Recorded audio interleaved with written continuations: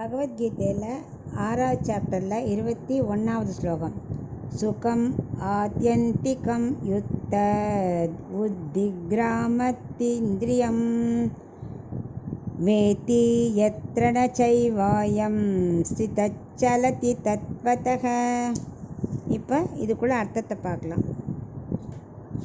அவர் சொல்லிட்டு இருக்க 20வது ஸ்லோகத்தில் சொல்லிட்டு இருந்தார், யோகம் வளர வரத்துக்கு மற்ற விஷயங்களை நம்ம தவிர்க்கணும், பகவானிடத்துலேயே அதாவது ஆத்மாவிலேயே மனசை நிலைநிறுத்தணும்னு சொன்னார் இல்லையா. இப்போ அதான் சொல்கிறார். ஏன்னா எத்திர அப்படி தான் ஆரம்பிப்பார் இல்லையா. 22 வரைக்கும் அப்படி தான். எப்பவும் ஆத்ம சிந்தனை இருந்துட்டு இருந்தால் யோகம் தானே சித்திக்கும். அதாவது எவன் ஒருவன் ஆத்ம அனுபவமான சுகத்தை அனுபவிக்கிறானோ அவன் அதிலேயே ஸ்திரமாக இருந்து விட்டால் அவனுக்கு அந்த நிலையிலிருந்து நழுவுவதற்கு சான்ஸே இல்லை. அவன் நழுவுவதே இல்லை. அந்த நிலை ஏற்படுத்தினா அதிலிருந்து மீண்டு வருவதற்கே மனம் இருக்காது. ஏன்னா அவனுக்கு அந்த சுகம் தெரிகிற வரைக்கும் தான் எப்படா போர் அடிக்கிறதே, எத்தனை நாள் உட்காந்துருக்கிறது அப்படிலாம் தோணும். ஒன்ஸ் ஆத்ம சுகம் என்னன்னு அவன் புரிஞ்சுட்டான்னா அப்புறம் அவனுக்கு வெளி சுகமே பிடிக்காது, அதுலேயே இருக்கலாம் தோணும்.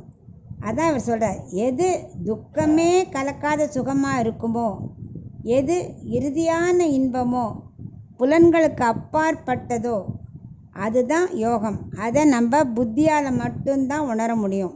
அதை உணர்ந்து தான் தெரிஞ்சுக்க முடியும். உணராமல் தெரிய முடியாது. அது வெளியில் கண்ணால் பார்க்குற பொருள் இல்லை. ஸோ நம்ம உணரணும். அவன் மற்றவத்தில் அப்படி உணர்ந்துட்டான்னா அவன் மற்றதில் ஆசையே வைக்க மாட்டான். எவன் அதை அனுபவிச்சுட்டு இருக்கானோ அவன் அதிலேயே நிலை நிறுந்துட்டுருப்பான், வேறு நழுவவே விடமாட்டான். ஏன்னா அந்த சுகம் தனி சுகம், ஆத்ம சுகம் கிடச்சிருச்சுன்னா அவனுக்கு எதுவுமே பிடிக்காது. அப்புறம் அதை அறிந்தவன் இந்திரிய சுகத்திற்கு ஆசையே வைக்க மாட்டான். ஒரு பறவை இருக்குது, கூண்டுக்குள்ளே இருந்தால் ஹாப்பியாக இருக்குமா, வெளியில் இருந்தால் ஹாப்பியாக இருக்குமா? அதுக்கு எப்போவுமே பறக்கணும். அதான் இயற்கையான சுபாவம். ஸோ இயற்கையாக எது இருந்தாலும் மனசுக்கு பிடிக்கும். மற்ற வெளிப்பொருட்கள்லாம் செயற்கை. அதனால் நம்ம கொஞ்ச நாள் ஆனால் அலுப்பு தட்டிடுறது, வேறு ஏதாவது போகலாம் தோன்றது. இயற்கையானது ஆத்ம சுகம். அது தெரிஞ்ச வரைக்கும் தான் கஷ்டம்.